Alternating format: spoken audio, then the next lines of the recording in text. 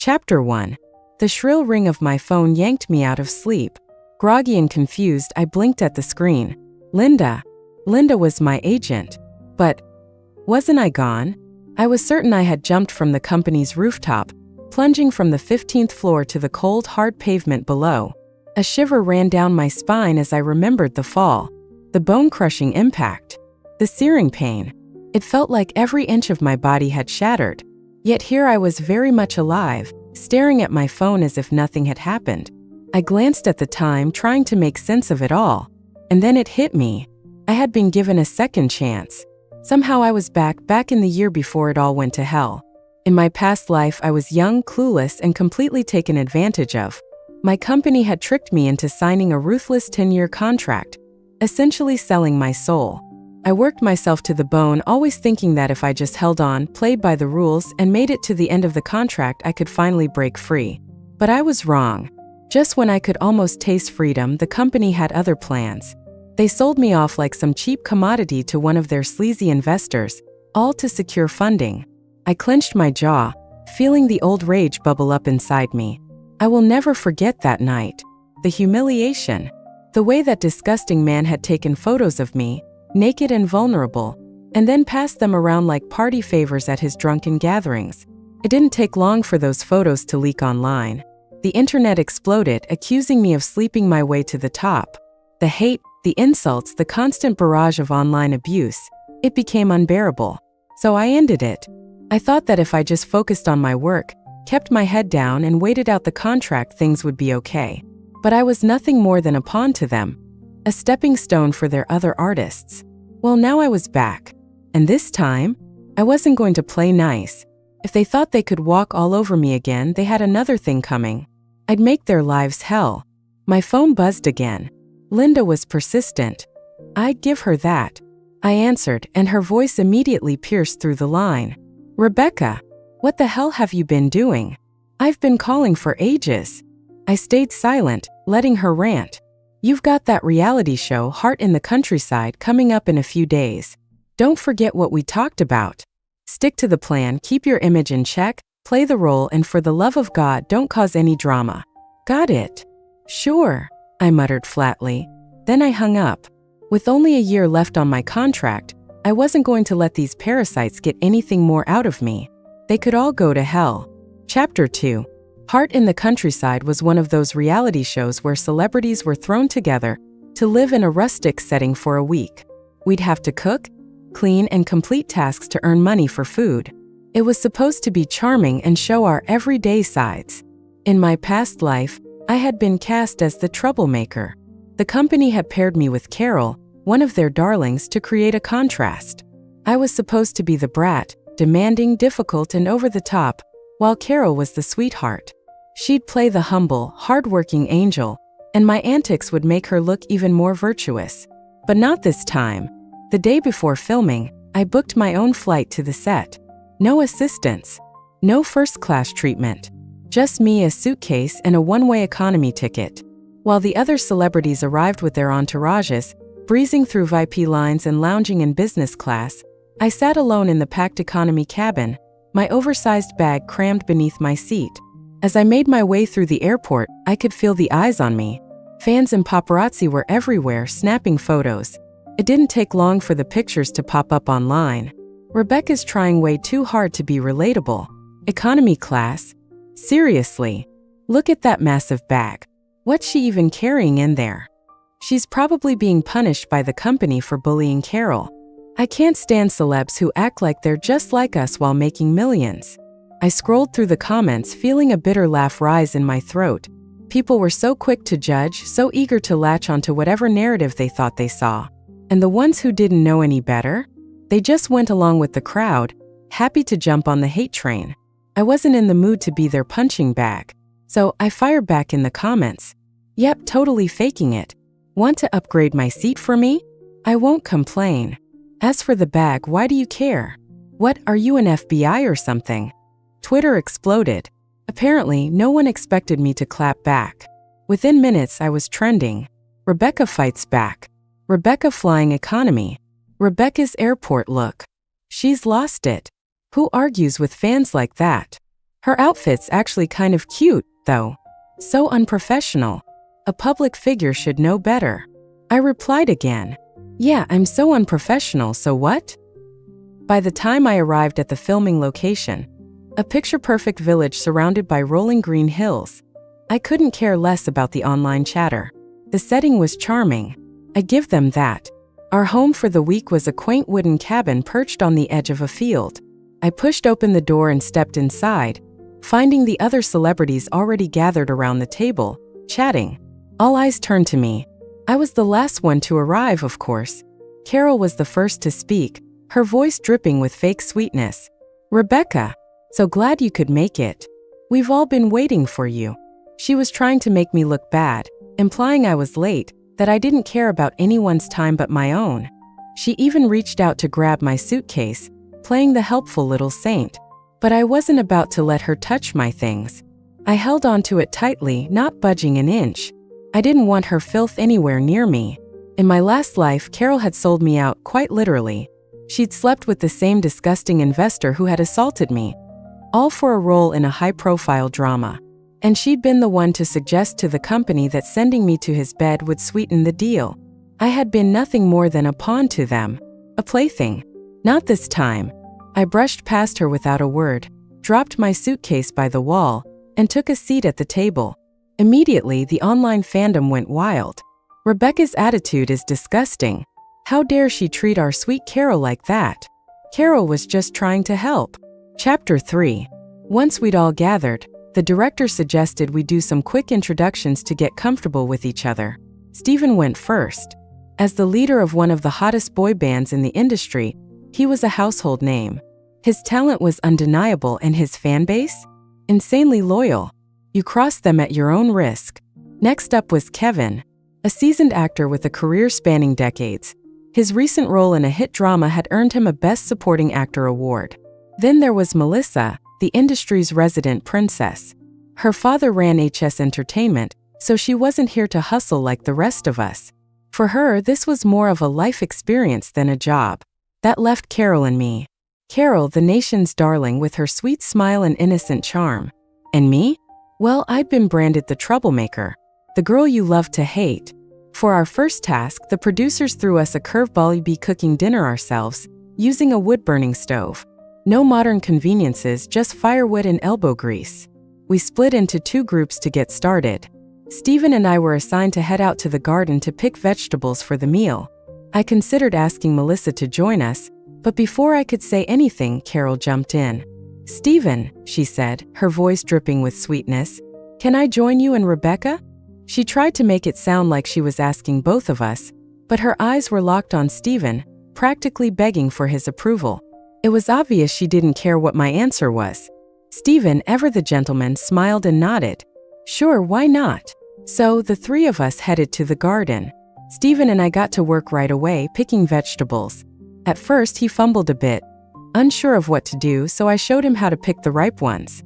He caught on quickly. Meanwhile, Carol managed to pick maybe 2 peppers before dramatically sighing and putting a hand on her back. Ugh, my back, she complained, sinking down onto the ground as if she'd just run a marathon. I rolled my eyes and stood up, hands on my hips. You've barely picked anything, and you're already tired? If you're not going to help now, don't expect to eat later. There's no free ride here, Carol. Her face flushed with anger, and she pointed a shaky finger at me. You. What? I cut her off. If you've got the energy to argue, you've got the energy to keep working. I wasn't trying to slack off, she shot back, her voice defensive. I just needed a break. Well, break time's over. Get back to work. Carol looked toward Steven, hoping he'd jump to her defense, but he stayed quiet, focused on the vegetables in front of him. Realizing she had no backup, she huffed and reluctantly got back to picking peppers. I felt a surge of satisfaction. God, it felt good to shut her down. There was something incredibly satisfying about calling people out when they deserved it. Since the show was being live-streamed, the chat exploded immediately. What's Rebecca's problem?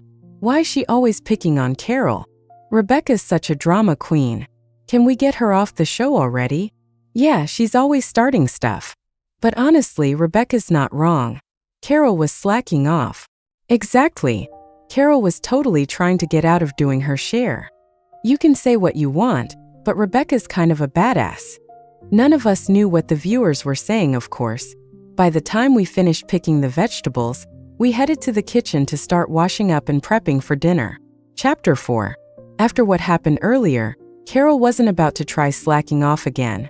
This time she stood by the sink, washing the vegetables with exaggerated care, clearly determined to avoid any more confrontations. The firewood crew returned, hauling in a large basket of logs. With the two guys busy getting the fire going, the rest of us were left to figure out how to cook dinner. We all looked around at one another, unsure of where to even start. The kitchen was a far cry from anything any of us were used to. No modern appliances, just a wood-burning stove and a pile of ingredients that needed to be turned into something edible. I sighed, realizing that if I didn't take charge, we'd be standing around all night. "I'll cook," I said, stepping forward. Back in my previous life, whenever I wasn't busy with work, I'd spend a lot of time at home cooking for myself. I wasn't a professional chef by any means, but my meals were definitely edible, and I figured that was all we needed tonight. Carol, of course, couldn't resist. She crossed her arms and watched me, her lips curling into a smirk. "Are you sure you know what you're doing? If you're just going to mess it up, don't bother." I didn't even bother looking at her. Instead, I quickly rinsed the pan, got it on the stove, and began heating it up. Only once I was sure everything was ready did I turn to her with a shrug. "If you don't trust my cooking," I said casually, "you can always skip dinner." That shut her up for a second, but Carol was nothing if not persistent. She switched tactics, her eyes suddenly welling up with crocodile tears. "Rebecca," she began in a trembling voice, "are you mad at me? If I did something wrong, I'm really sorry. Please don't hold it against me, okay? For Andrew's sake." The second she mentioned Andrew's name, the live stream chat exploded. "Wait, what? What does Andrew have to do with this?" "Oh, I know. Andrew's been chasing Carol for a while now. Didn't he just send her a truckload of roses on set the other day?" "What? When did this happen? And why am I just hearing about it now? But what does this have to do with Rebecca? Isn't it obvious? Rebecca probably has a thing for Andrew and wants to steal him from Carol." Melissa, always the peacemaker, handed Carol a tissue and gave her a sympathetic pat on the back. "Come on, Rebecca's not mad at you. Don't cry, okay?" "Thank you," Carol sniffled, giving Melissa a grateful smile. Chapter 5. Hearing Andrew's name stirred up a memory I hadn't thought about in a while. Andrew, a 3-time Best Actor winner, a golden boy of the film industry. To his fans, he was the perfect gentleman, kind, innocent, completely focused on his craft. But behind the scenes, things were very different. Andrew indulged in every vice you could think of: gambling, substances, women, the whole package. In my past life, Andrew had set his sights on me. He thought my looks made me the perfect trophy, but I wasn't interested and shot him down. After that, he quickly turned his attention to Carol, and from that point on, he seemed to take every opportunity to make my life difficult. Andrew had clout and he knew how to use it. He blocked me from projects, spread rumors about me, and made sure I was stuck in the industry's shadows. Meanwhile, Carol plays the innocent victim, running to Andrew every time things don't go her way. It was her favorite move, pretending to be weak and helpless to get others to fight her battles for her. Because of their scheming, I had to start from scratch, taking whatever roles I could, going from audition to audition just to stay afloat. As the memories came flooding back, I felt my fists clench at my sides. The anger simmered just beneath the surface. Now that I remembered how they had both conspired against me, there was no way I was going to let them walk all over me again. Carol had brought up Andrew's name on purpose, hoping to stir up drama and make it seem like the three of us were involved in some kind of love triangle. She wanted the public to think I was meddling with Andrew, which would inevitably send his fans into a frenzy. But two could play that game. I smiled, turning to face Carol. "Carol, I'm not sure where you're getting this idea that I'm close with Andrew. We barely know each other. He doesn't owe me anything. But you..." I paused, letting the words sink in. "You've certainly been cozying up to him, haven't you? Wasn't it just last week that you posted that picture of him at your place, drinking coffee and reading a book?" Carol's face turned pale. She'd been stringing Andrew along for months, never fully committing but always keeping him interested. Of course, that was because she had someone else, Richard, the investor who had assaulted me in my previous life. Richard wasn't the kind of man to tolerate his kept women playing around with other guys, especially not someone as high profile as Andrew. As soon as I finished speaking, the chat froze for a second, and then the comments started flooding in. I knew it. Carol and Andrew are totally a thing. Wait, Andrew's dating someone? That's it. Unfollowing. I knew exactly what kind of storm this was going to cause once the episode aired. And knowing Richard's temper, Carol was going to have a lot more to worry about than me. By the time we finished cooking, Carol was still standing there, dazed and quiet. As everyone else sat down to eat, I walked over to her and leaned in close enough that only she could hear me. "If you want to keep making trouble for me on this show, go ahead," I whispered. "But I'm not the pushover I used to be." I let that hang in the air for a moment and then added, "Oh, and one more thing, how's Richard's bed? Comfortable?" Her eyes widened in shock. She had no idea how I knew about that. In my previous life, I hadn't found out until much later, when my scandal exploded, and my private photos were leaked all over the internet. Back then, Carol had gleefully rubbed it in my face, telling me about Richard just to twist the knife.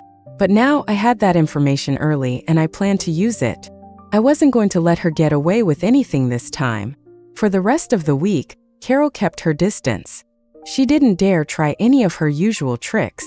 The 7 days of filming flew by, and by the end of it, the script had completely flipped. Originally, I had been brought on to make Carol look good, but instead it was the opposite. Throughout the show, I threw myself into every task, always taking the lead and always working hard. And my easy banter with Steven? It didn't take long for fans to start shipping us as a couple. Meanwhile, Carol's laziness was on full display. She found every excuse to avoid work, and when things didn't go her way, she'd cry. But with the live broadcast, there was no way to edit out her little stunts. By the time the show wrapped up, I had gained a ton of new followers. Carol, on the other hand, saw her popularity take a nosedive. Her perfect image was starting to crack, and people weren't as charmed by her as they used to be. As soon as I got home, Linda, my agent, was already blowing up my phone. The second I picked up, she launched into a rant. "Rebecca, what the hell were you thinking? You were supposed to make Carol look good, not steal the spotlight. You think you're some kind of big shot now, huh? Too good to listen to me." "Sure," I muttered, barely listening as I hung up on her mid-sentence. She called back a few more times, but I ignored every single one. Chapter 6. I took a few days off to clear my head, but I wasn't just sitting around, I had a plan. I reached out to a private investigator I'd worked with before. I told him to dig up dirt on Andrew. I already knew he was involved in some shady stuff, gambling, drugs, the whole 9 yards. Most people in the industry knew about it too, but they all turned a blind eye. After all, business was business, and Andrew was a moneymaker. But I wasn't most people. I had nothing to lose, and I wasn't afraid to play dirty. This time, I was going to make sure Andrew paid for everything he'd done. I handed the investigator a hefty payment, told him to find solid evidence, and left the rest in his hands. Meanwhile, thanks to the buzz from the variety show, I got invited to a big gala. They wanted me to perform a duet with another star. On the day of the event, I arrived early. I rehearsed a couple of times, and when the director gave me the thumbs up, I headed backstage to relax before the big show. There I was, minding my own business, scrolling through my phone, when suddenly the door flung open. I looked up and my stomach twisted. "Andrew." I instantly felt a wave of nausea. Just seeing his face was enough to ruin my mood. I fought the urge to hurl my stiletto at him and kept my expression ice cold. "What do you want, Andrew?" Without warning, he strode over and grabbed my hand.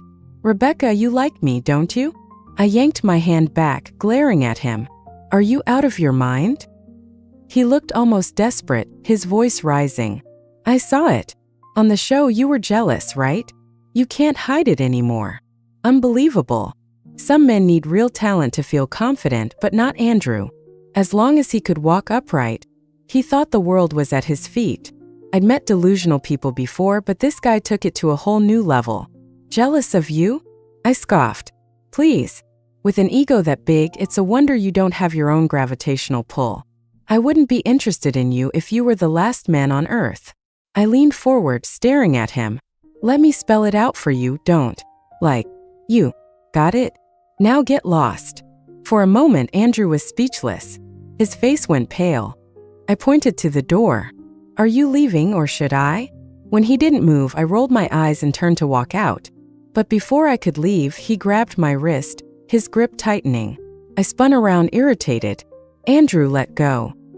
His face had darkened, his voice low. You really think you can humiliate me like this? Don't push your luck. I wasn't surprised. Andrew had always been the type to lash out when his ego took a hit. And right now, I just delivered a major blow. I pulled my wrist free and gave him one last look. Your pride? It's worthless. And with that, I walked out without a second glance. Chapter 7.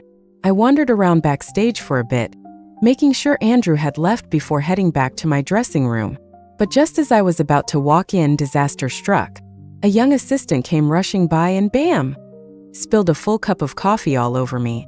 I froze, staring down at the mess. The show was less than an hour away, and now my outfit was completely ruined. The assistant started stammering out apologies, but I was too annoyed to listen. I waved her off, telling her to get out of my sight. My own assistant rushed over, frantically trying to dab away the stain. What the hell?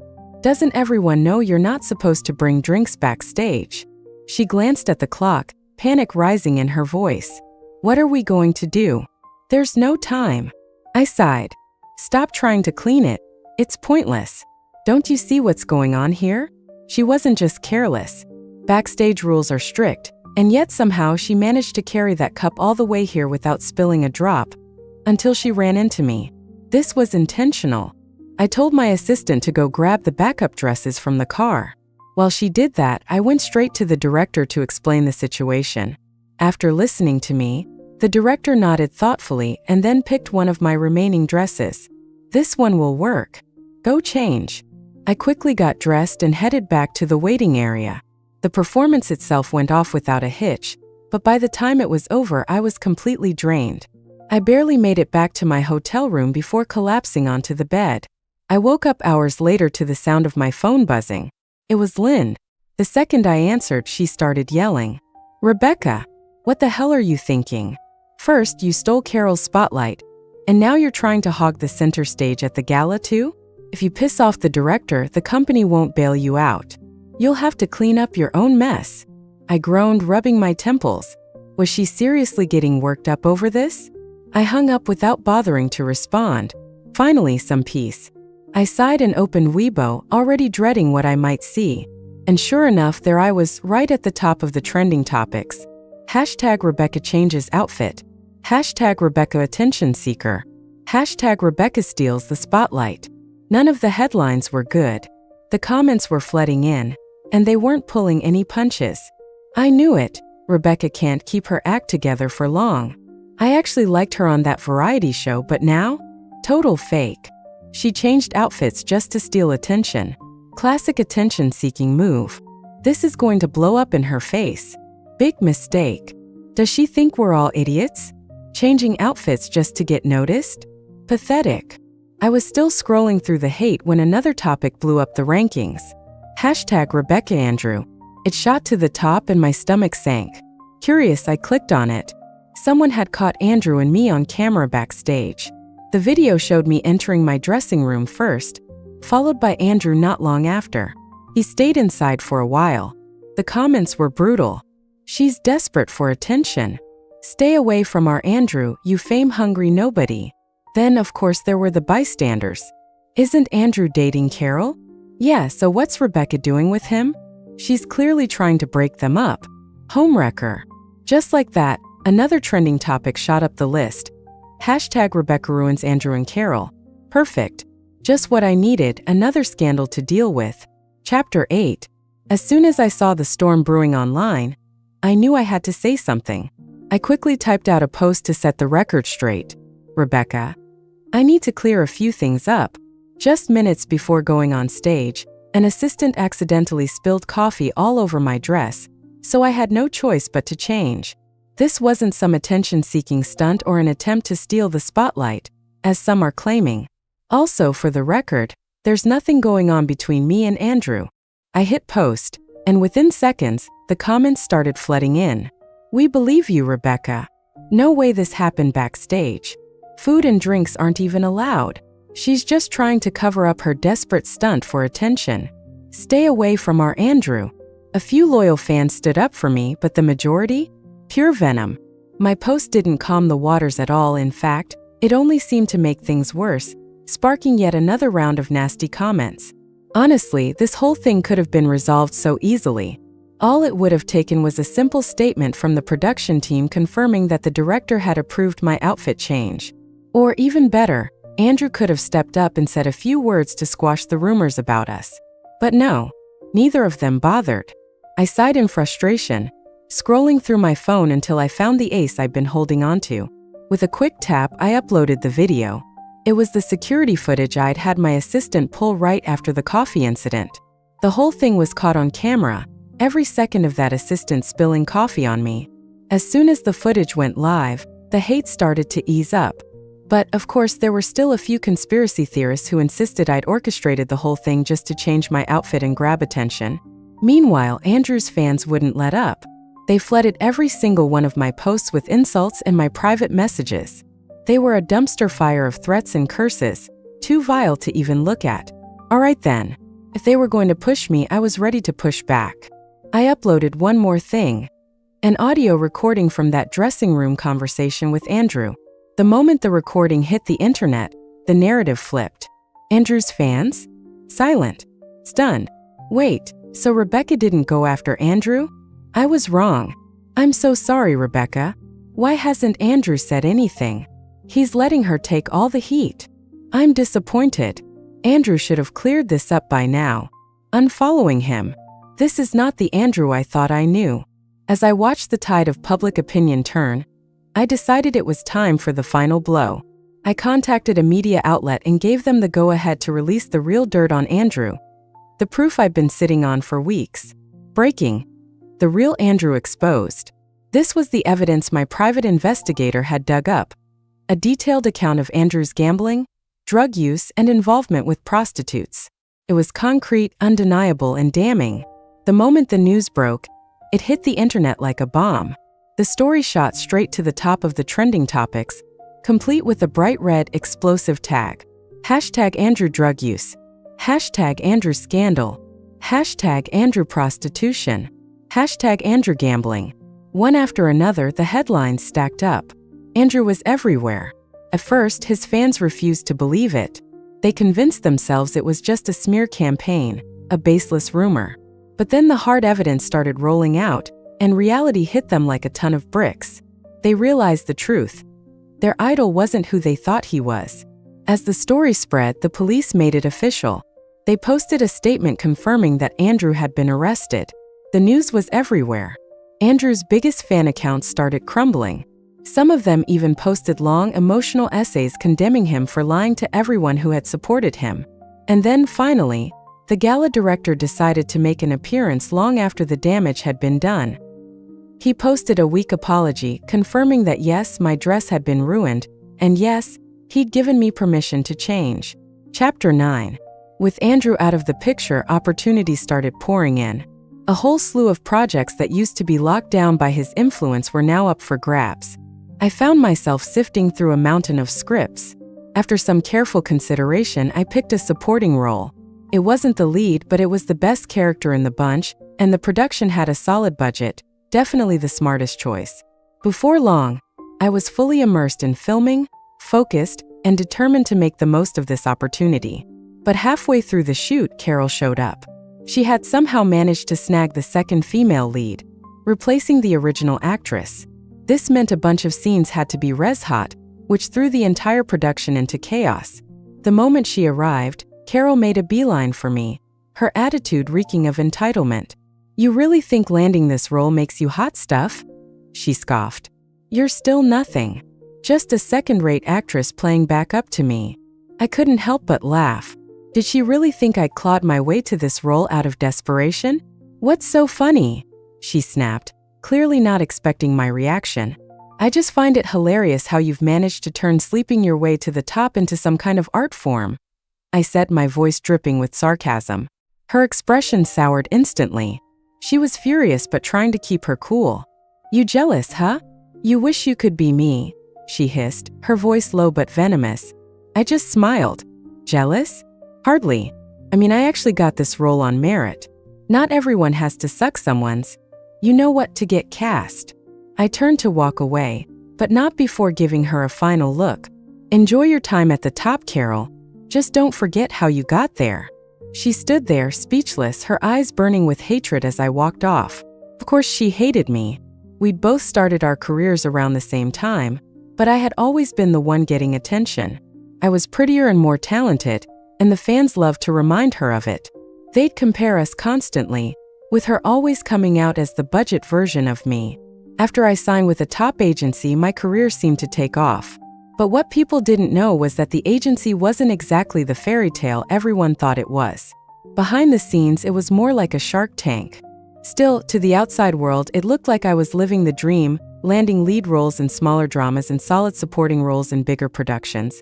Carol, on the other hand, was stuck in supporting roles, always playing second fiddle. She even played my maid in one series, something I'm sure she never forgot. That's probably where her grudge started.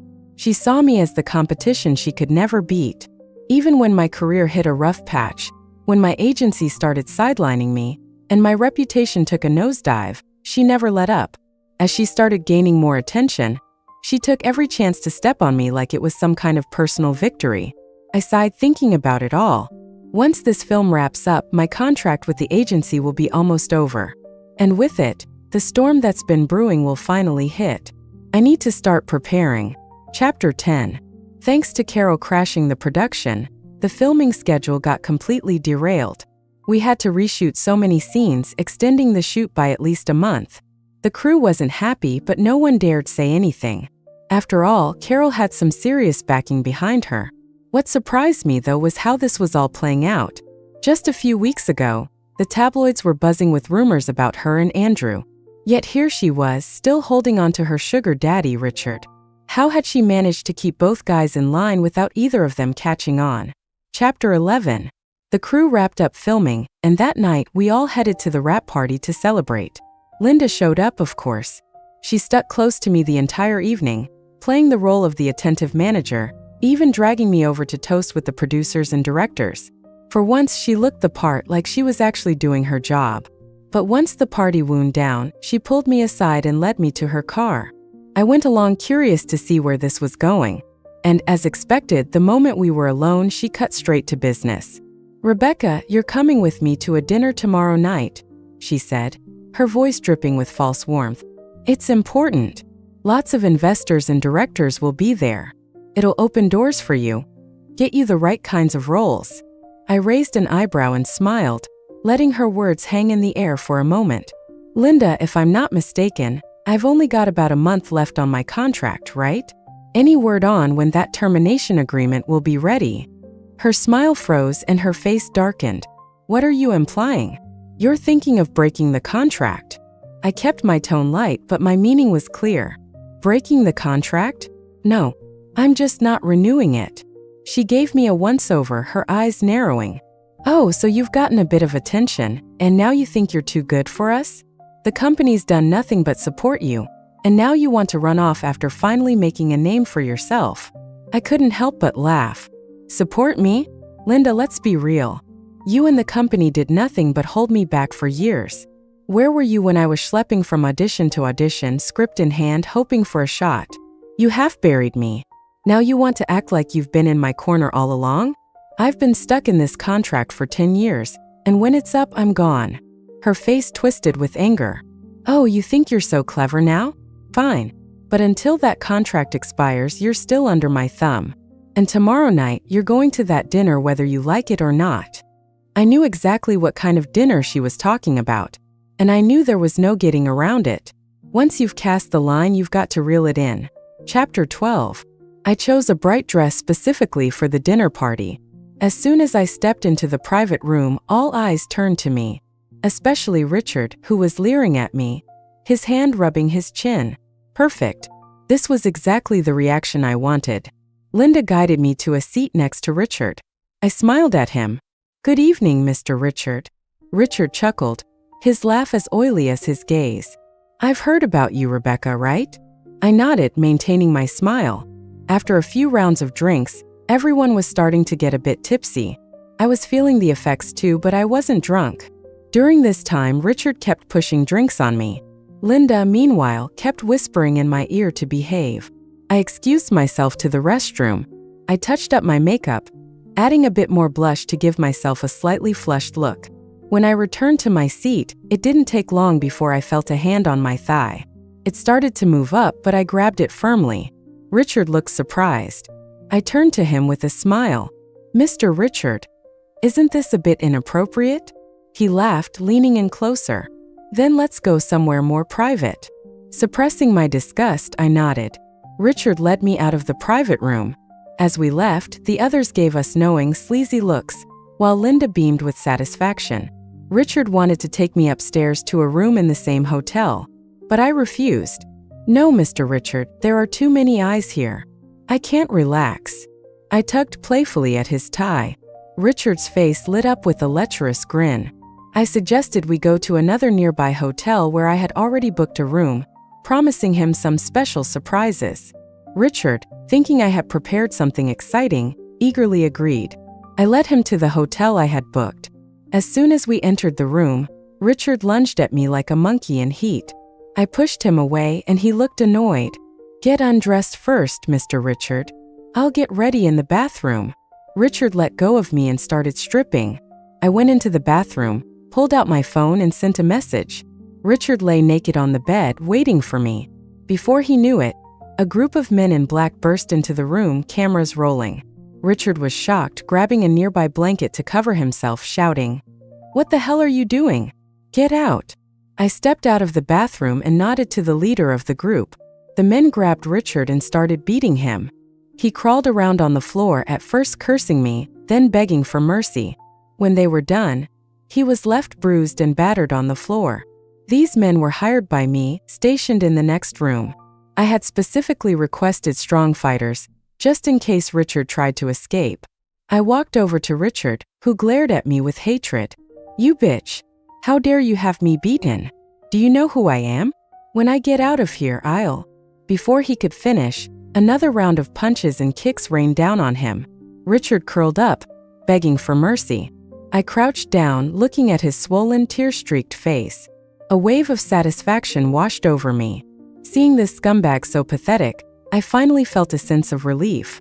I took out my phone and snapped a picture of his face. "What did the agency promise you?" "The agency was my management company."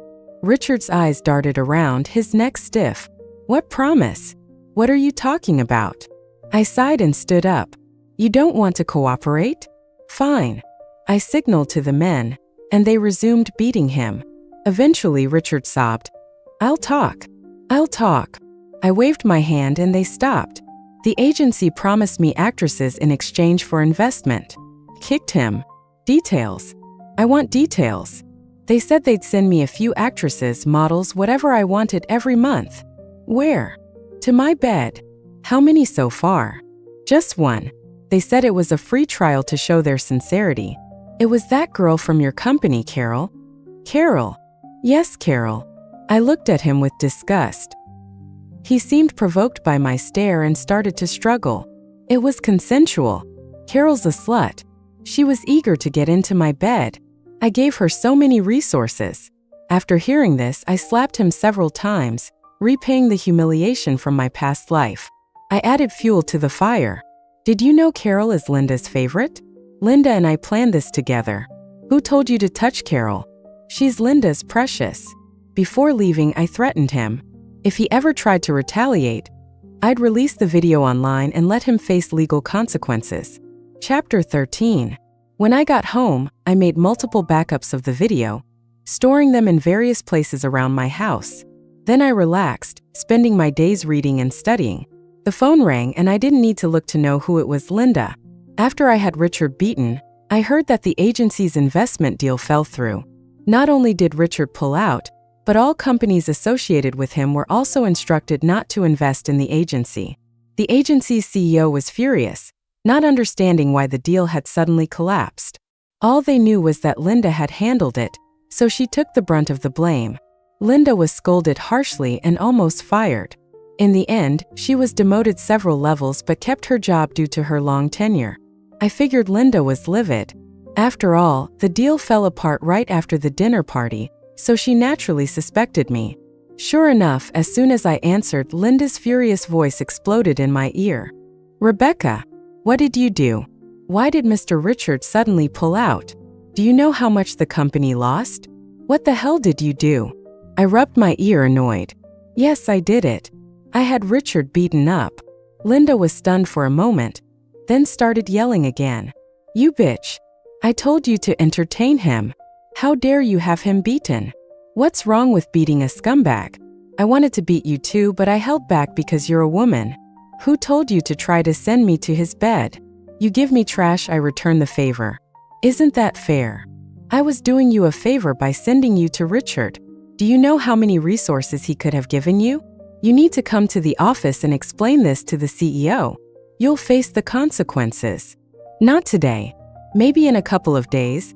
I'll visit your esteemed company." I quickly hung up. No way was I going to let her pollute my ears with such nonsense. Chapter 14. For the next few days, Linda called me multiple times a day, but I didn't answer any of them. I counted the days, waiting for the right moment. Finally, the day arrived. I went to the agency with a lawyer and a few bodyguards. I went straight to HR and handed over a contract. The HR manager looked at me and said, "Wait a moment, I need to consult with the higher-ups." Soon the vice president came down. He got straight to the point. "So you're the one who ruined our deal?" I played dumb. "What do you mean, vice president? I don't know anything about that. How could a small actress like me ruin your deal?" He tapped the table. "Linda told me you had Richard beaten." It wasn't a question, it was a statement. I continued to feign ignorance. "I don't know what you're talking about. Linda has no proof. Linda had no evidence. If she did, she wouldn't just be calling me every day. And Richard wouldn't want to publicize it either, as it would hurt his pride." The vice president and I stared at each other in silence. Eventually, he sighed and spoke first. "You want to terminate your contract?" I tapped the table. "The contract has expired. According to the terms, yesterday was my last day as your artist." "What's the difference?" "There's a big difference. If I terminate the contract, I'm the weaker party. But now that it's expired, we're fulfilling our legal rights and obligations. We're equals." The vice president nodded, seemingly resigned. Signing my name on the termination contract felt like a huge weight lifting off my shoulders. I was finally free. When I first joined the agency, they promised me great resources and a clear career path. I thought I was on my way to stardom, but instead I fell into a pit. Just 6 months after signing, they demanded I entertain clients. I refused, and Linda was furious, taking away several of my resources. I didn't back down, so the company semi-shelved me. And that led to the tragic events of my past life. But now I was truly free. I finally owned myself completely. As I turned to leave, the vice president spoke again. "Rebecca, do you know what consequences you'll face? Do you know what you're up against?" I ignored him and walked out. Of course I knew. Leaving the agency meant losing their protection. But I never had their protection, only their relentless exploitation. Offending Richard and betraying my agency meant I could be blacklisted in the industry. But I didn't care. I had earned enough money over the years to live comfortably, and I had a backup plan. Chapter 15. The day my contract ended, I eagerly posted on Twitter, announcing my departure from the agency. The internet was calm. After all, it's common for artists to switch agencies or go independent. My fans supported my decision, until I trended again. I couldn't understand why a third-rate actress like me kept trending. I scrolled through the posts and realized what was happening. A marketing account had accused me of being ungrateful. They claimed my agent had supported me for years, providing many resources, but I ruined the company's deal and got my agent demoted. My haters ran with the story, spreading it everywhere. More marketing accounts joined in, adding insider details. I knew something was off when Rebecca suddenly left the agency. Rebecca is really that kind of person? I hate backstabbers. Rebecca is cancelled. Another celebrity scandal. Rebecca, get out of the entertainment industry. I read the comments with amusement. These marketing accounts were quite creative. The trending topic started to drop, so I paid to keep it going, mixing truth and lies. Linda's slip-up took the story to a new level. She liked a post calling me ungrateful, then quickly unliked it. She even posted a cryptic message. Leaving the darkness, the sun shines brighter. Everyone should open their eyes. You never truly know someone. Her actions sent the topic skyrocketing to the top. Everyone believed Linda was personally calling me out. Even her agent is exposing her. Rebecca must be awful. Rebecca, get out of the entertainment industry. Poor agent. My improving reputation took a nosedive. I waited for the story to simmer. Then I put down my phone and continued reading. The next morning, I posted a clarification. I included a recording of my conversation with Linda. Rebecca, what did you do? Why did Mr. Richard suddenly pull out? Do you know how much the company lost? What the hell did you do? You bitch. I told you to entertain him. How dare you have him beaten? What's wrong with beating a scumbag? I wanted to beat you too, but I held back because you're a woman. Who told you to try to send me to his bed? You give me trash, I return the favor. Isn't that fair? I was doing you a favor by sending you to Richard. Do you know how many resources he could have given you? You need to come to the office and explain this to the CEO. You'll face the consequences. Not today. Maybe in a couple of days. I'll visit your esteemed company. My post immediately went viral. Hashtag Rebecca clarifies. Hashtag Rebecca's passion. Hashtag Linda. Hashtag agency. The trending topics were all about me. Rebecca, I'm so sorry. I misjudged Rebecca. We should apologize to Rebecca. I feel terrible for blaming her. Rebecca has principles. Her agent is awful, forcing her to entertain clients and framing her. Linda is disgusting. Public opinion shifted, and people started apologizing to me. My reputation was completely restored. At the same time, the agency's practice of forcing artists to entertain clients became widely known. I called the police, reporting the agency for illegal activities, including tax evasion and other crimes. Normally, such a report might be suppressed. But with public pressure, the police had to investigate. Sure enough, a special task force was formed to investigate the agency, and Linda was suspended. Chapter 16. And at the center of it all, me. I had passed the civil service exam. Chapter 17. Yes, I passed the exam and became a government employee.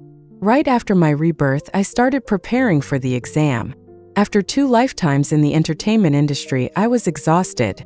I wanted a stable job and a peaceful life. No more public appearances, no more trending topics. After some thought and seeing my bank balance, I made my decision. I would become a civil servant.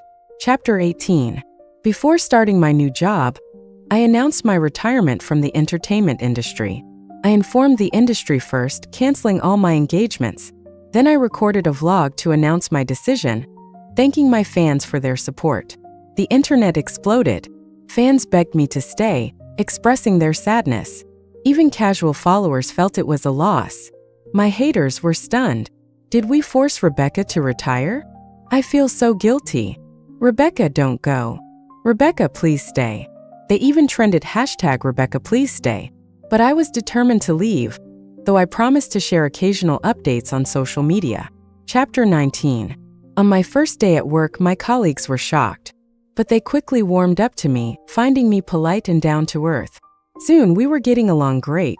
Life after retiring from the industry was peaceful. I worked 9 to 5, occasionally putting in extra hours. My days were comfortable and enjoyable, except for the occasional fan asking for a photo or autograph. But that became less frequent over time. The only real stir was on my first day. I trended again, but my fans quickly organized to remove the topic, worried it would affect my new life. Photos of me reporting for duty, working at my desk, and entering the administrative building circulated online. Finally, people realized I had truly retired. And the most surprising part, I had become a civil servant. Rebecca is amazing. Rebecca passed the civil service exam. I didn't even pass. Me neither. Is the ultimate goal of celebrities to get a government job? Rebecca is the first celebrity to retire and become a civil servant. Rebecca is incredible. Chapter 20. After some time, my work and life settled into a routine. With the protection of the government, I made my move. I sold the video of Richard to a well-known paparazzo. He had exposed many industry secrets. He chose a prime time to release the video. He also shared other dirt on Richard, backed by solid evidence. Many celebrities and influencers came forward with their stories, revealing their own experiences. I had contacted him earlier, knowing he had some dirt on Richard but not enough. My video was the final nail in the coffin. The entertainment industry was rocked once again, this time because of Richard. My video spread across the internet. Of course, people quickly figured out I was the one who filmed it. My voice was recognizable to many. Rebecca is fearless. Rebecca is the best. Rebecca is amazing. Carol is really that kind of person? No wonder Rebecca kept clashing with Carol on the show. I just realized. Rebecca is cleaning up the entertainment industry. The result was that Richard was taken into custody for investigation. Carol's reputation was destroyed as her involvement in the scandal was confirmed. Her career was over. I had finally avenged myself and felt an overwhelming sense of satisfaction. Chapter 21. From now on, everything would be bright and beautiful.